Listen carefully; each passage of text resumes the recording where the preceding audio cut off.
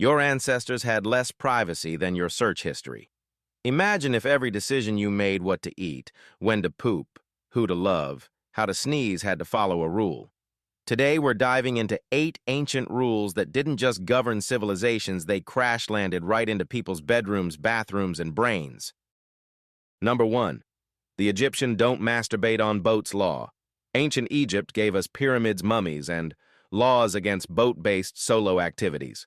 Yep, according to records, masturbating while on a boat in the Nile was considered a major no-no unless you were pharaoh.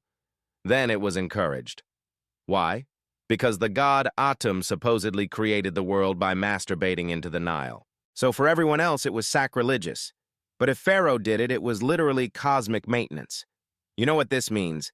Ancient Egyptian peasants were getting criminally judged for unauthorized creation, while the king was out there blessing rivers with divine fluid. This weird dichotomy reflects what psychologists call symbolic legitimacy, a phenomenon where certain people's actions are viewed as sacred only because of their status. The same behavior in someone else. Disgusting. In modern terms, it's like watching a tech billionaire meditate on stage and calling it visionary, but if you do it at your job, you get written up by HR. Number 2. The Hindu rulebook that had a position for every day of the week. You've probably heard of the Kama Sutra, usually from someone giggling in a bookstore. But what people don't tell you is that this ancient Hindu text wasn't just about spicy positions, it was a full-on, government-approved sex manual, and it had very specific rules. For instance, the text includes which days are most spiritually appropriate for intercourse, what foods to eat to improve performance, and which positions should be avoided on holy days because they might anger the gods. It also gave instructions on how to schedule multiple partners and how to emotionally manipulate them using facial expressions and poetry. Yes, this book was basically the original toxic dating coach. This reflects the psychological principle of hedonic regulation, trying to systematize pleasure so it doesn't become chaotic. Instead of trusting your instincts, ancient societies wrote entire algorithms for who, when, and how to bone. So next time someone says people used to be more pure, just remind them ancient India had sex Excel spreadsheets. Number 3. The Aztec. No morning laziness rule that ended with execution. The Aztec civilization of temples, chocolate, and absolutely no chill when it came to slacking off. Among their many social rules was this gem: young people who overslept or were caught lazing around could be punished by death. You read that right. Death for sleeping in. If a teen was caught being lazy, they were sometimes publicly humiliated, had their belongings taken, or in more extreme cases, executed. And not just for napping once. This was a whole belief system. The Aztecs worshipped gods like Tezcatlipoca, who represented vigilance and discipline. So laziness wasn't just unproductive, it was blasphemy. Modern workplaces might guilt you into being productive, but at least they don't chuck you off a pyramid for snoozing your alarm. Yet. Number 4. The Mesopotamian divorce law that required a river trial. Ancient Mesopotamia, home of cuneiform beer and completely unhinged divorce policies. If a woman was accused of cheating, she had to jump into a river. If she drowned, guilty. If she survived, innocent, obviously, because gods would never let a cheater float right. This legal system, known as the Code of Hammurabi, treated rivers like divine judges. Literal trial by water. Even better, if the accuser was wrong, he might have to jump in next. Everyone just kept flinging each other into rivers until the truth bubbled up, or down. This ties into ancient notions of divine justice where nature was seen as morally reactive. Earthquakes, storms, rivers, they were all part of God's legal team. But let's also talk psychology. This is classic external locus of control, a mindset where people believe that fate, not choice, determines outcomes.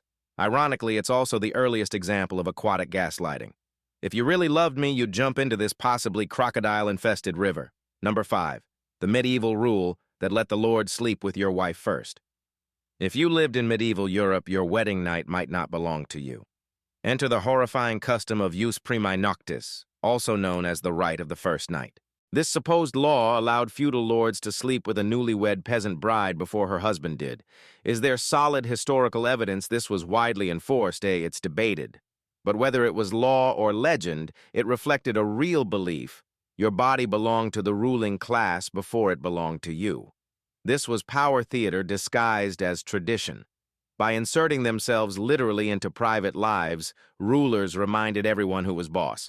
This is what political scientists call body politic control, the idea that managing people's reproductive behaviors is a way to control the future population alliances and even property.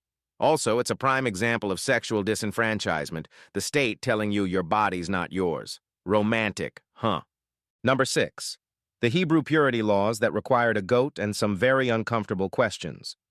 The Book of Leviticus is the ancient equivalent of a terms and conditions document you definitely didn't read before signing your life away.